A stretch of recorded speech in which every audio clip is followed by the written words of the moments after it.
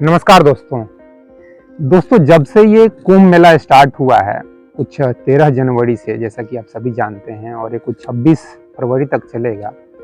इस दौरान कई सारे ऐसे न्यूज आए जिसमें हमको मालूम पड़ा कि कई लोगों की वहाँ पर जान चली गई।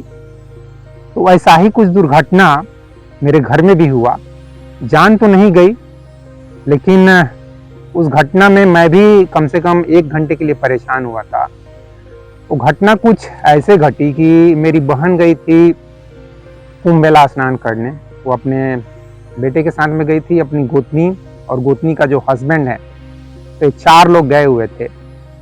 और वहाँ पर ठीक ठाक पहुँच गए। ठीक ठाक बोले तो मतलब जो भीड़ है वो तो है ही। और उसके बाद स्नान भी हो गया। जैसा कि मैं अपनी बहन से बात किया कि तुम किस लिए गई, तो बोली कि सब लोग जा रहे हैं तो मुझे भी इच्छा हो गई जाने की। मैं बोला वहां जाके मतलब क्या मांगी, कुछ भगवान से मांगी होगी, मतलब मुक्ति उक्ति क्या होता है। तो मेरी बहन इतना कुछ क्या बोलेंगे उसको, धार्मिक आध्यात्मिक, धार्मिक तो है, धार्मिक तो उसको बचपन से ही देख रहा हूँ। हमको लग रहा है वो 14-15 साल के एज से ही उसको देख रहा हूँ कि पूजा कर रही है। और मैं उससे सवाल भी करता था कि ये किस लिए पूजा पाठ, मतलब किस लिए। अरे पढ़ो लिखो, कुछ नौकरी वोकरी करो, कल जाके सोचोगी कि मेरा शादी कोई नौकरी वाला लड़का से कर दो। और जो कि एक दुखद घटना है, मतलब नौकरी वाला लड़का मिला नहीं भाई। चाहे वो उसके पीछे अब दहेज बोलो, चाहे पारिवारिक स्थिति बोलो, सब कुछ मैटर करता है यार। तो मैं उसको वही बोलता था कि यार ये पूजा पाठ करने से कुछ नहीं होगा। लेकिन क्या है ना, जो हाल मेरी बहन का है वही हाल हमारे देश के समझ लो तो 70 से 80% लोगों का है। कर्म करने में ज्यादा इंटरेस्ट नहीं है, मेहनत करने में ज्यादा इंटरेस्ट नहीं है। बस कैसे भी पूजा पाठ कर लें, जाके गंगा जी में स्नान कर लें, डुबकी लगा लें। जैसा कि वो बोलती है कि मैं सबके नाम पे डुबकी लगा ली, मेरे नाम पे भी डुबकी लगाई, ठीक है। तो उसका फिर बेटा भी गया था, वो भी डुबकी लगाया, फिर दूसरा बेटा भी गया, वो भी डुबकी लगाया। सब बोलता है मामा आपके भी नाम पे लगा लिया, भैया के भी नाम पे, मतलब मेरा जो बेटा है, मेरी वाइफ है, मेरे माँ बाप हैं, सबके नाम पे एक एक डुबकी, 2-2 डुबकी लोग लगा लिया। डुबकी लगाने का मतलब यही है कि हमारा कुछ अच्छा हो जाएगा, हमारा कुछ कल्याण हो जाएगा। लेकिन कल्याण होता कहाँ है यार। वही मैं अपनी बहन से बोलता हूँ कि तेरा क्या कल्याण हो गया। एक नौकरी वाला लड़का ग्रुप सी का एक्सपेक्ट कर रही थी कि बैंक, रेलवे कहीं एक मिल जाए, मिलिट्री में भी मिल जाए, आर्मी में मिल जाए। वो तो तेरा एक छोटा सा मनोकामना पूरा नहीं कर पाए भगवान, जो 14 साल से तुम 14 साल की उम्र से पूजा कर रही हो। और फिर भी लोग देखो पूजा पाठ, गंगा जी में स्नान करेंगे, हमारा कल्याण हो जाए, हमारा दुख दूर हो जाए, परेशानी दूर हो जाए। अब तो मतलब वो भी 40-45 साल की उम्र की वो भी हो चुकी है, तो अब तो अपने बेटे के लिए मनोकामना करेगी उसका नौकरी मिल जाए। यही सब चल रहा है। मिलता है क्या? ये मैं अपने देश के जो 90% लोग हैं ना, 140 करोड़, मैं तो 150 करोड़ सबसे पूछना चाहता हूँ, देश क्या पूरा दुनिया के लोगों से पूछना चाहता हूँ कि जाके वहां स्नान कर लेते हो गंगा जी में। हिंदू धर्म वाले मुझे गाली देंगे, यार गाली मत दो यार, विचार करो। मैं भी एक हिंदू ही हूँ, बार बार बोलता हूँ, मैं भी एक हिंदू ही हूँ। विचार करो, वहां जाके स्नान करने से तुम्हारी मनोकामना सब पूरी हो जा रही है। और मैंने कभी पूजा नहीं किया तो क्या मेरी मनोकामना पूरी नहीं हो रही है? क्यों? मैंने तो चाहा था यार मुझे एक नौकरी चाहिए, नौकरी मिल गई, नौकरी भी ठीक ठाक ही मिली, ठीक है, शांति से नौकरी कर रहे हैं और लाइफ को एंजॉय कर रहे हैं। मैंने तो कभी पूजा पाठ नहीं किया। और आगे चलकर मेरा बेटा भी नौकरी कर लिया यार, वो भी IIT ज्वाइन किया, और IIT ज्वाइन करने के बाद नौकरी कर रहा है। तो मेरा लाइफ में तो यार सब कुछ ठीक ठाक ही चल रहा है। मुझे तो कभी भगवान को ऐसा कुछ प्रेयर करने का, कभी पूजा पाठ करने का कभी इच्छा ही नहीं हुआ। और जहां तक श्री कृष्ण की बात है, तो श्री कृष्ण से मैं प्यार करता हूँ यार। श्री राम की बात है तो श्री राम से प्यार करता हूँ। अब इस प्यार करने का क्या मतलब है? प्यार करने का ये मतलब है कि श्री कृष्ण ने जो कुछ भी किया, श्री राम ने जो कुछ भी किया, वैसा कुछ मैं भी करना चाहता हूँ। 5% ही सही, 2% ही सही। श्री कृष्ण ने अन्याय के खिलाफ आवाज उठाया, अन्याय के खिलाफ लड़ाई लड़ा, श्री राम ने अन्याय के खिलाफ लड़ाई लड़ा। तो मैं भी ऐसा ही एक तरह से अन्याय की तरफ आवाज उठा रहा हूं। गरीबी, बेरोजगारी, ये भी एक अन्याय है। अशिक्षा, भुखमरी, पॉल्यूशन, क्लाइमेट चेंज, जिसके वजह से पूरा देश और दुनिया बर्बादी की तरफ बढ़ रहा है, उसके तरफ मैं कुछ अपना एक दोस्त के नाते कुछ प्रैक्टिकल सजेशन देता हूँ यार, कि कैसे हम इन समस्याओं से दूर हो सकते हैं। और उन समस्याओं से मैं अपने कर्म से, अपने मेहनत से, अपने बुद्धि से दूर किया, इन समस्याओं को अपने लिए मैं दूर किया, और वही चीज मैं पूरे देश के और दुनिया के लिए करना चाहता हूँ। ऐसा ही कुछ श्री राम ने किया ना, ऐसा ही कुछ श्री कृष्ण ने किया, वैसा ही कुछ गौतम बुद्धा करने की कोशिश किए, वैसा ही कुछ बहुत सारे लोग हैं, ईश्वर चंद्र विद्यासागर हो, चाहे विवेकानंदा हो, चाहे और भी बहुत सारे लोग हैं जिन्होंने जागरूकता फैलाना चाहा। सबसे ज्यादा हम लोग को लगता है कि धर्म और अध्यात्म से जागरूकता फैलती है, जबकि मैं कहता हूं नहीं, उससे भी ज्यादा साइंस से जागरूकता फैलती है। तो धर्म, अध्यात्म और साइंस तीनों को मिला के, और उससे भी ज्यादा उसमें प्रैक्टिकल एक्सपीरियंस, प्रैक्टिकली कैसे उस प्रॉब्लम को सॉल्व कर सकते हैं, तो ये चीज मैं कोशिश करता हूं। तो वैसा कुछ आप भी कोशिश करो ना, जो चीज मैं कर रहा हूं वही चीज आप भी करो। इस तरीके से मैं श्री राम, श्री कृष्ण से प्यार करता हूं। वो है एक सच्चा हिंदू। सच्चा हिंदू का मतलब ये नहीं कि जाके कुंभ मेला में स्नान कर रहे हैं, जाके दिल्ली में भगदड़ कर रहे हैं, रेलवे स्टेशन पे एक दूसरे के ऊपर चढ़ रहे हैं। कुछ वैसा ही घटना 10 दिन पहले हुआ था कुंभ मेला में, और वही कल हुआ। तो ये सब करने से हमारा देश बदलेगा, ये सब करने से गरीबी दूर होगी, बेरोजगारी दूर होगी। तुम सिर्फ ये चाहोगे, जैसे मेरी बहन चाहती थी कि मेरे को एक ग्रुप सी का बैंक, रेलवे में कहीं नौकरी करने वाला लड़का से मेरा शादी हो जाए, जो इच्छा उसकी पूरी नहीं हुई। ऐसे पूजा पाठ कर लेने से तुम्हारा इच्छा पूरा हो जाएगा। इच्छा पूरा हो गया मेरा बहन का? नहीं हुआ। अब मेरी वाइफ तो उतना पूजा पाठ भी नहीं करती है, लेकिन वो बहुत बड़ा ख्वाब भी नहीं देखती है। वैसे एक इंजीनियर की बेटी है, तो उसको यार एक इंजीनियर से शादी होना चाहिए था। खैर छोड़ो, मैं ये कहना चाहता हूं कि ऐसे पूजा पाठ करने से ना, ऐसे गंगा जी में स्नान करने से कुछ नहीं मिलने वाला है। मैं एक वीडियो बनाया था कुछ दिनों पहले, चूहे की मौत, वहां पे जाके मरने से ना मुक्ति नहीं मिलती है। बोलना तो चाह रहा था कुत्ते की मौत, लेकिन टाइटल में वो अच्छा नहीं लग रहा था, इसलिए मैंने चूहे की मौत बोला। उसमें जिसमें बागेश्वर बाबा बोले हैं कि जो वहाँ पे मरे वो उनको मुक्ति मिल गई, उनको मोक्ष मिल गया। या फिर कोई बोल देता है कि वो लोग तो पापी थे, वो लोग तो पाप करके वहाँ पाप धोने गए थे, तो पापी को मुक्ति क्यों मिलेगा, पापी तो ऐसे ही मरेंगे। तो ये देखो, गुरु, बाबा, आचार्य, महाराज इस तरीके से तुम लोग को बेवकूफ बनाते हैं। जो मन करता है वो बोल जाते हैं। कभी तेरे को बोल देंगे कि मुक्ति मिल जाएगी, कभी बोल देंगे कि तुम तो पापी है। ठीक है, तो तुम सोचेगा कि मैं तो पापी हूं ही, तो जो बोल रहा है वो सही ही बोल रहा है। 99.9% लोग पापी ही है। मैं भी एक पापी हूं, एक्सेप्ट करता हूं मैं सामने से। भगवान को भी सामने में यहाँ बैठा के बोलूंगा कि मैं पापी हूं। बोलो क्या करने वाले हो? देखो ऐसे बोल रहा हूं, तुम बोलते हो ना कि भगवान सब जगह है, भगवान यहाँ भी है ना, उस भगवान से मैं बोल रहा हूं कि मैं भी एक पापी हूं। ट्रेन में कम से कम 10 बार बिना टिकट का चला हूं। ठीक है, जो उखाड़ना है उखाड़ लो। मैं ऐसे ही बोल देता हूं यार, भगवान को भी बोल देता हूं, जो उखाड़ना है उखाड़ लो। तुम बोलोगे नास्तिक हो तुम। नास्तिक में नहीं हूं भाई, वास्तविक, प्रैक्टिकल, इसी को प्रैक्टिकल बोलते हैं। भगवान का मतलब अस्तित्व, भगवान का मतलब नेचर, भगवान के मतलब ये जो पीछे में पेड़ पौधे देख रहे हो ना, ये भगवान है। मेरे लिए ही भगवान है। इनसे जो मुझे ऑक्सीजन मिल रहा है ना, इनसे जो मुझे भोजन मिलता है, पानी मिलता है, इसी को मैं भगवान कहता हूँ। हिंदू धर्म क्या कहता है? प्रकृति से प्यार करो ना, प्रकृति को प्रेम करो। खैर जो भी हो दोस्तों, जो कुछ भी घटना घटा मेरी बहन के साथ, और जिसके वजह से मैं भी काफी परेशान हुआ कम से कम 1 घंटे के लिए, उस घटना को शेयर करने के उद्देश्य से मैं ये वीडियो सोचा था बनाने के लिए।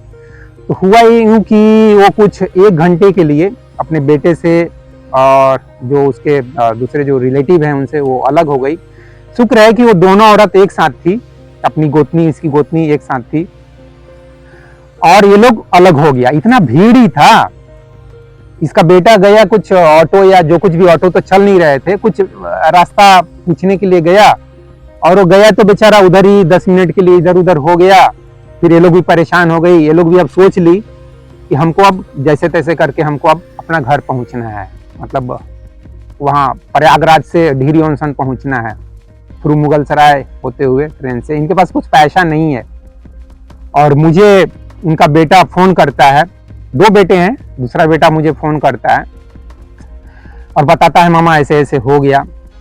तो मुझे तो शुरू में गुस्सा आता है सच पूछो तो, और मैं उस पर गुस्सा हुआ कि तुम उसको भेजा क्यों, तुम क्यों नहीं साथ में गया, ऐसे ऐसे मैंने उसको डफराया, बहुत डांटा।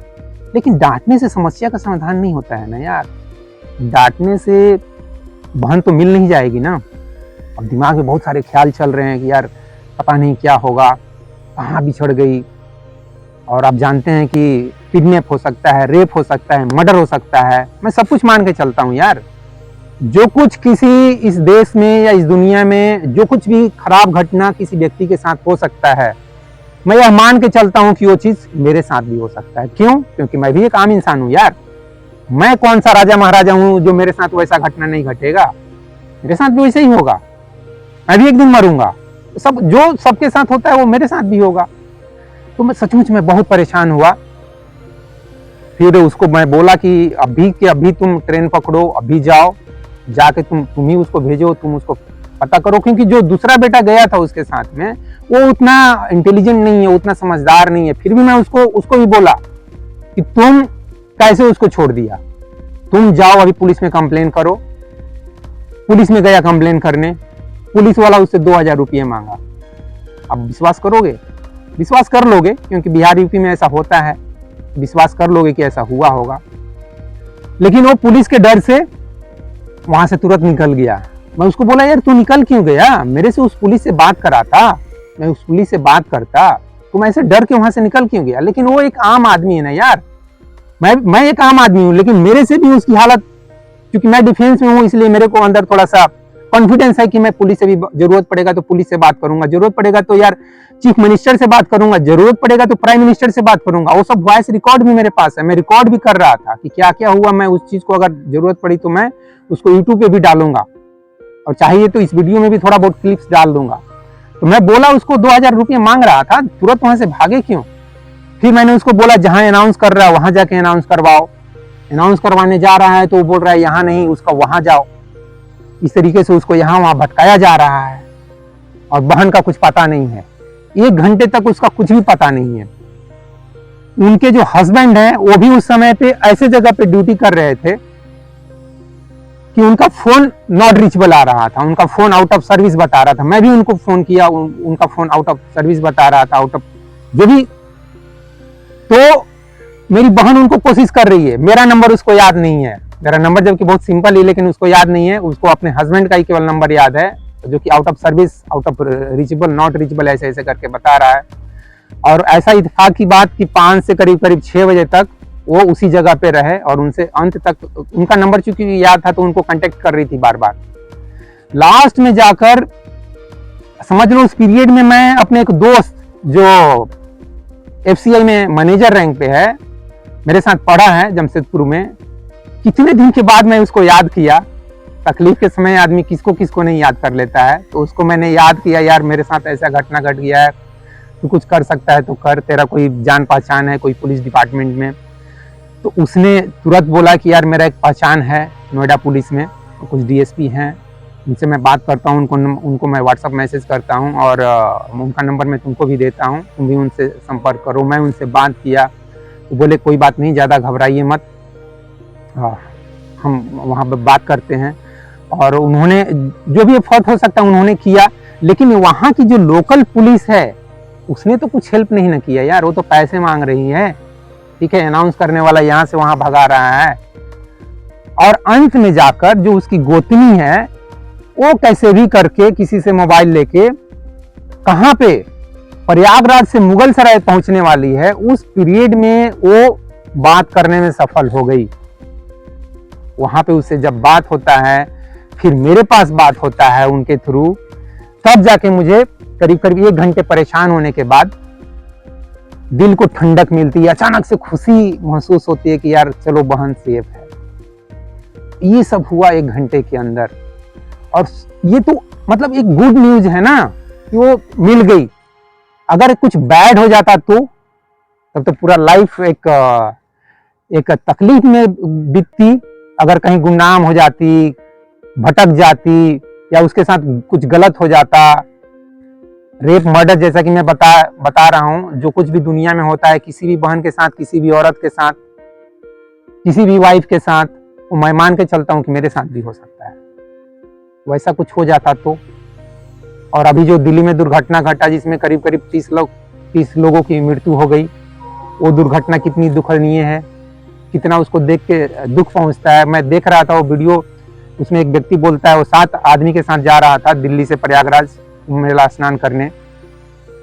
वो बोल रहा है कि जब शुरू में ही ऐसा घटना घट गया, वो उसके साथ, उसके फैमिली में तो कुछ नहीं हुआ, लेकिन बोल रहा था जब यहीं पे शुरुआत ही जब ऐसा हो गया तो फिर मैं कैसे जाऊं, फिर वो नहीं जा रहा है। मैं कहता हूं यार तुम बाद में स्नान कर लेना यार, गंगा माँ आपको उस समय भी उतना ही आशीर्वाद दे देगी, ठीक है, ज्यादा परेशान मत हो। 26 तारीख के बाद चले जाना, वो 26 तारीख के बाद सब ठंड पड़ जाएगा। गंगा माँ या पूरा ये अस्तित्व, ये पूरा भगवान सिर्फ ये 1.5 महीने ही तुमको आशीर्वाद देगा यार। क्या ये तुम्हारे अंदर मूर्खता है, क्या ये बुड़बकाही है यार। ये 1.5 महीने सिर्फ ये धरती पे भगवान उतरते हैं कि 1.5 महीने के लिए वो गंगा पवित्र हो जाती है, बाकी समय पे वो पापी है। बाकी समय पे तुम्हारा पाप नहीं धोएगी, धो देगी। चले जाना 26 फरवरी के बाद अपना पाप धुलवाने। मैं और इससे ज्यादा क्या बोलूं। तो ये कुछ बात थी। 1 घंटे में मैं कभी आंख में आंसू भी आ गए यार, इमेजिन करके कि क्या होगा। लेकिन चलो एक खुशी भी हुई जानकर कि सुरक्षित है। बाकी दोस्तों इस वीडियो को समाप्त करते हुए मैं बस इतना ही कहूंगा कि यार ऐसे भीड़ भाड़ जगह पे मत जाओ, और ना ही कोई भीड़ लगाओ यार। क्यों ये भीड़ में जाके क्या रहे हो, कुछ नहीं मिलने वाला है। मुक्ति चाहिए, नहीं मुक्ति मिलेगी। मैं बोल रहा हूं कि मुक्ति नहीं मिलेगी। और तुम कहेगा आचार्य प्रशांत के सामने बात करने के लिए, तो आचार्य प्रशांत के सामने बात करने के लिए तैयार हूं। IIT बाबा के सामने बोलूंगा तो IIT बाबा के सामने तैयार हूं। तुम बोलेगा भगवान को मैं बुलाता हूं, भगवान से बात करना, तो मैं भगवान से भी बात करने के लिए तैयार हूं। भगवान को बुलाओ इस धरती पे, मैं बात करने के लिए तैयार हूं। हे भगवान, तुम मुक्ति कैसे देते हो यार, किसको मुक्ति देते हो, मेरे को जानना है। ये IIT बाबा या ये IIT आचार्य प्रशांत, ये दोनों को मुक्ति मिल गई है क्या? मेरा ये भगवान से सवाल होगा, क्योंकि ये दोनों से सवाल करूंगा तो ये दोनों बुरा मान जाएगा, क्योंकि ये दोनों के पास बहुत अहम भी है भाई। मैं देखता हूँ IIT बाबा के पास भी काफी अहंकार है, आचार्य प्रशांत के पास तो अहंकार मैं समझता ही हूँ, IIT बाबा के पास भी काफी अहंकार है, और मैं तो अहंकारी हूं ही। लेकिन मैं कम से कम एक्सेप्ट तो कर रहा हूं यार, मैं अहंकारी हूं। ये मेरी ऑनेस्टी तो है, ये मेरी ईमानदारी तो है, और मैं चाहता हूं कि मेरे अंदर कुछ अहंकार रहे। क्यों? क्योंकि इस दुनिया में एक से एक अहंकारी इंसान है यार। एक अहंकारी के सामने चुपचाप से जीसस के जैसा या गौतम बुद्ध के जैसा ऐसा गाल दे दोगे मारने के लिए ना, तो उस अहंकारी का अहंकार खत्म नहीं हो जाएगा, बल्कि उस अहंकारी के सामने वैसा ही बर्ताव करना पड़ेगा जैसे श्री कृष्ण शिशुपाल के साथ करते हैं। भैया हम 99 गाली तक बर्दाश्त कर लेंगे, 100वां गाली पे हम कुछ करेंगे, तो करना पड़ता है। जीसस और गौतम बुद्धा के जैसा जीवन जीने से नहीं होगा। आज के कलयुग बोलते हो ना, ये मेरे लिए कलयुग नहीं है, ये मेरे लिए वैसा ही युग है जैसा श्री कृष्ण के समय युग होगा, जैसा गौतम बुद्धा के समय युग होगा, जैसा जैसा जैसा हमेशा 10 साल से 20 साल से 10,000 साल से जैसा है, वैसा ही आज भी है यार। मेरे को इसको कलयुग कह के इसका शिकायत करने का ना ना ना ना, ये कलयुग नहीं है भैया, ये मॉडर्न साइंस का एज है। मैं इसको मॉडर्न साइंस का युग बोलता हूँ। वो बेवकूफ धार्मिक है, बेवकूफ आदमी है जो इस युग को कलयुग बोल के शिकायत करता है। बेवकूफ है वो मैं क्या बोलूं, उसको धार्मिक मैं बिल्कुल भी नहीं बोलूंगा यार। वो अगर धार्मिक है तो फिर गौतम बुद्धा धार्मिक नहीं है, फिर श्री कृष्ण धार्मिक नहीं है, फिर ओशो धार्मिक नहीं है, फिर जय कृष्णमूर्ति धार्मिक नहीं है, फिर मैं धार्मिक नहीं हूं, मैं एक अधार्मिक इंसान हूं फिर सच पूछो तो।